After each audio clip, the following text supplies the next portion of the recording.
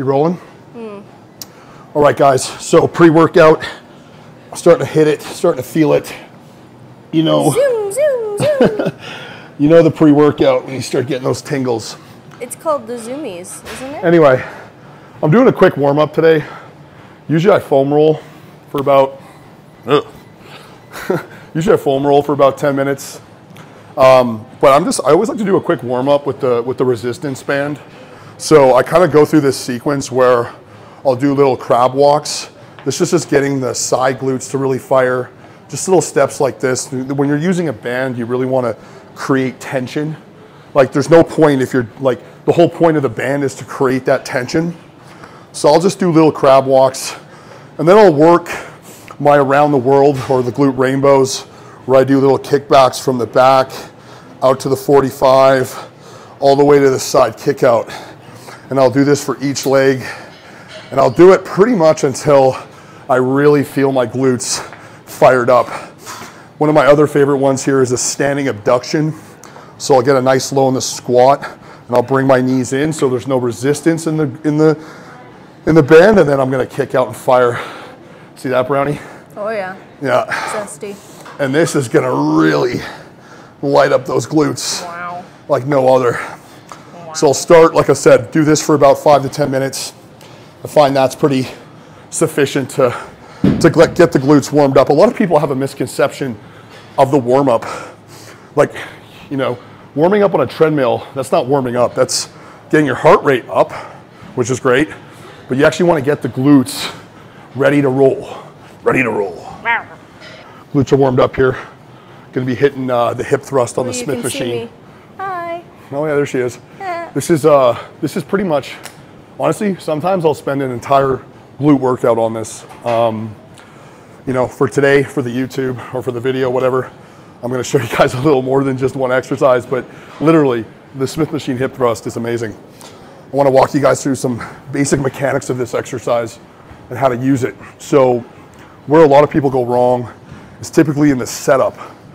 The most important thing, if we can get a side shot, Brownie, can we sneak in here and show them like, so the most important part about this is that you want to have your heel, like you never want to be like this.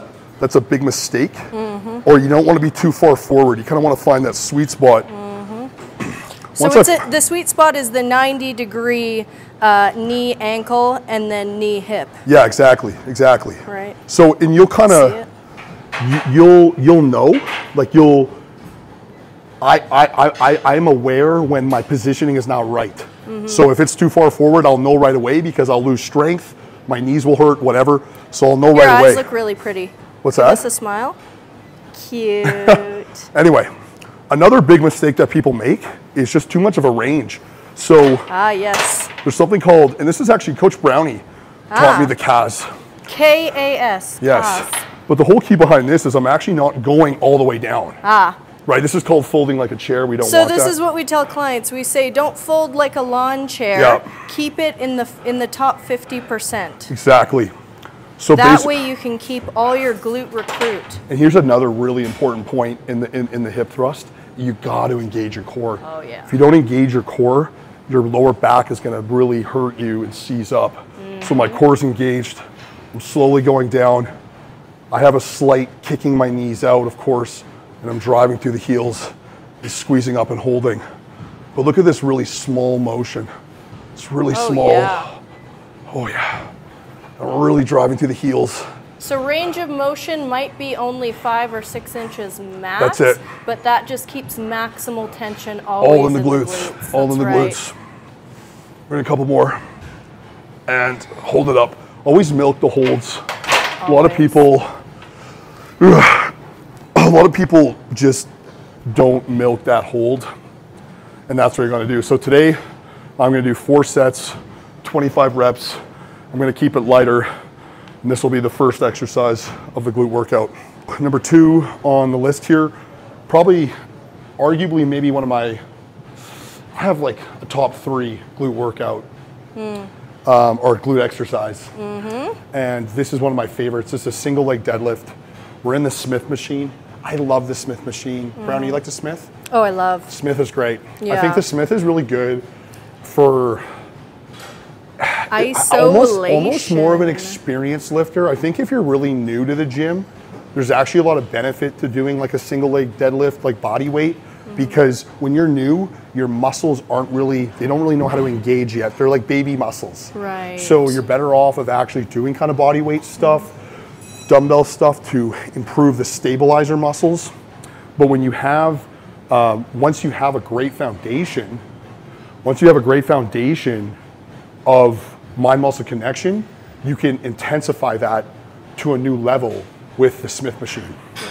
So I'm going to show you guys the mechanics here of a single leg Smith. So first of all, it's really single leg deadlift. Yeah, sorry.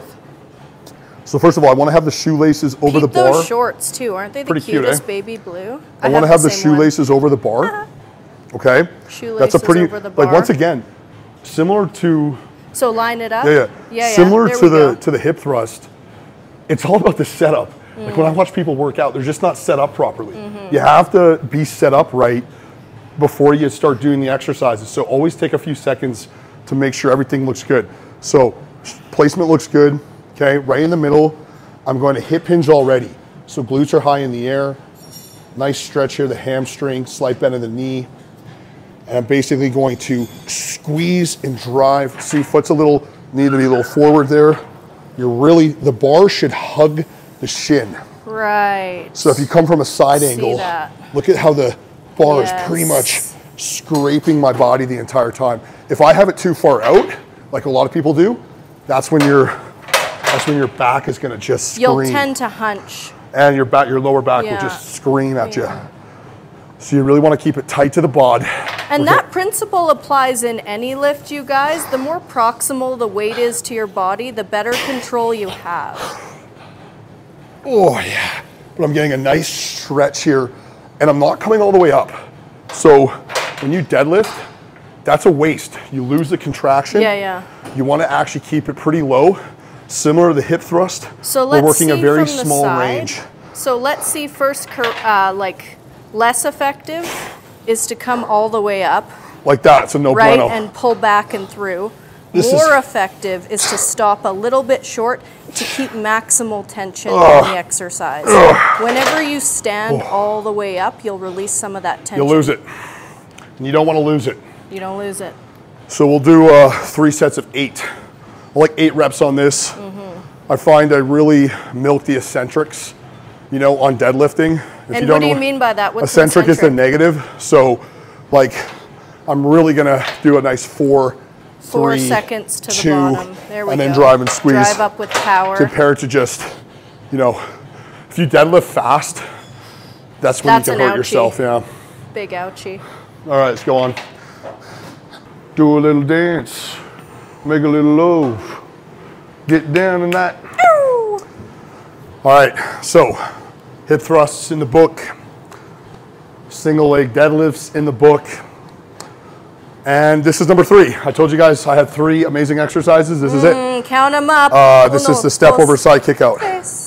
You don't need to overcomplicate. You don't need to overcomplicate glute days. I'm telling you, I've learned in my 16-year training career that it's really about finding the exercises that work for you and then hitting them hard at a high volume. Oh yeah. So this is the step over side kick out. Of course, you guys, the one and only strap. This is the best product on the market. There's no doubt about it. Look at her. I'm so proud of this strap. It's amazing. If you guys want more information, there's direct links in the bio there or whatever. But man, it's superior to your traditional strap. Anyway, moving on. The step over side kick out is where I'm stepping over the cable. All right. My hips are aligned to the side of the stack, so I'm not front on. Side of the stack. Oh yeah. And I'm going to kick out at about 45 degrees. If you can score yourself one of these dual cable systems, it's really nice to like brace yourself and hold. I really like the stability here. Once again, stability. Here's a great line. Remember this one. Stability improves the ability. Ooh. Yeah, not bad, write right? it down. Write it down. So I'm going to squeeze and kick out. Once again, slow eccentric on the way down here. Drive it out and squeeze, kick it out and hold it. Excellent. Just like this. And keep that kicking leg quite straight always. Yeah, you don't want to, Yeah. So these are mistakes that I see. I see a lot of bending like this. That's no good. Well, if the knee bends, it's compensating because the weight is too heavy. So that if even you just feel hurts. yourself doing that, Like, then you want to keep, like, you don't have to have the leg like straight, but you know, there's always a little bit of bend, but you're really dry. The good tip is to take the thumb and to drive it into the glute med as you kick out. Another mistake though that I always get is people always like get a lot of pain in their lower back when they do this. It's because they do this. You see, when I get to past a certain degree, my lower back engages. yeah, You don't need to go that high. You're just kicking out right on that sweet spot. And boy, oh boy, that's gonna do it. So I'll set it up so I can easily just switch back and forth here. Boom, boom. And I'll do 5 sets, you know, 20, 25 reps on this. I'm always going high rep, you know. It's like if your sets aren't lasting longer than 45 seconds, hit the shower. And why is that? Is Well, it time under tension? I mean, so science actually says so. Let's face the lighting. Good lighting. Oh, yeah, look at that. Oh, wow. Right? Big difference. All the Beautiful. content creators always face the light, never be backlit. Wow. But yeah, so it just makes sense. Like science says that you need about 40 seconds of muscle tension to produce hypertrophy, which makes sense.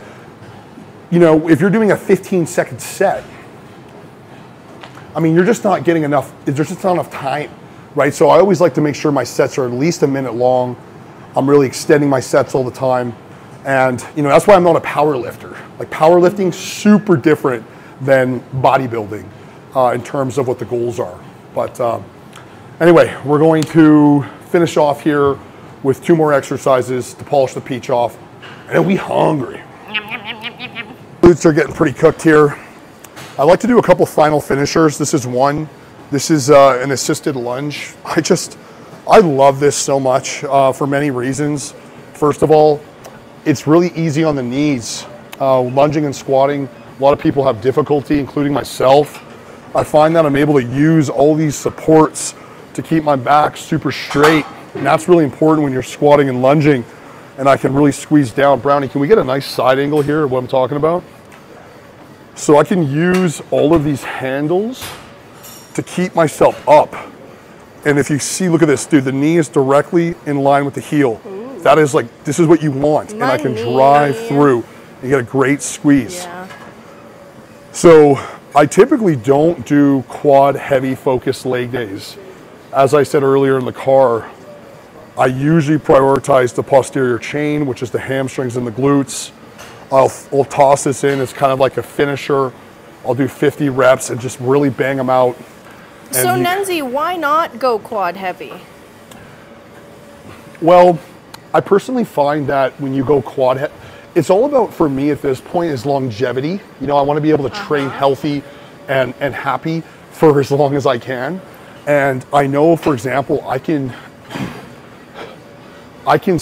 so the hip thrust that's why the hip thrust, in my opinion, is the most amazing exercise, because you could essentially do it 3 times a week, super heavy, and not create that much damage to your body.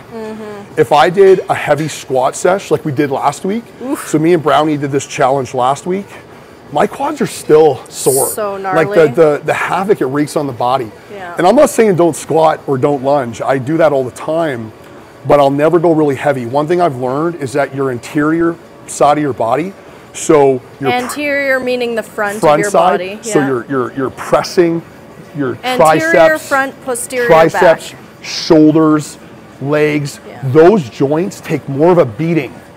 So go lighter on your pressing in your squatting movements. The posterior side, the back, the glutes, the hamstrings, those can take more load.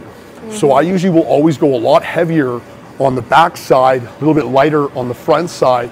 And this is due to training longevity, because the worst thing you can have is an injury, and that will just really stall the momentum. So, and don't get me wrong, once in a while, you know, we'll go heavy on the squat, but you know, I'd rather hit the legs 2-3 times a week than having to nurse a whole week off, you know? All right, let's wrap up the glute day. Straight up. All right, cherry on top here, guys. Glute hyperextension. It's a great way to polish the peach off. I like to bang out about 50, 100 reps of this. Once again, theme of the day is the setup. You always want to make sure that this thing is like pretty much resting on the top of the hip flexors, just like that. Okay, you got to be able to bend so your glutes are at the high point. Now the key in this is I'm staying nice and low. So if you go from behind, you'll see that I'm not coming up all the way. It's all focused in the glutes, and I'm squeezing my cheeks. I always like to think about like I'm like holding a piece of paper in between the cheeks and squeezing down. This is a multi-purpose unit, so you can use it for lower back. So if you were to come all the way down and you were to come all the way up and extend back, you can hit the lower back, but I don't care about that right now. I really want to put the tension and focus on the glutes. So just to clarify, if you hear the term hyperextension, it just means hyperextending up behind your body face down. So if you come all the way up, that's a back extension. If you leave your shoulders on the floor, that's a glute extension, but both are hyperextensions. Exactly. But the glute contraction on this is unbelievable, and it's a great way to finish off a glute workout. All right, there she be. Another glute workout in the books. We did 5 exercises today. Glutes are pumped up, and like I said, less is more. Really comes down to the execution of the exercises, the setup. I don't take a lot of rest. When I'm working out, I'm taking maybe 1 to 2 minutes max in between sets. I'm here to get a job done. I want to stay focused, and this is a great glute workout, so make sure you save this one. Give it a go on your next glute day. And I'm telling you, hit this one once or twice a week, get thick, get excited.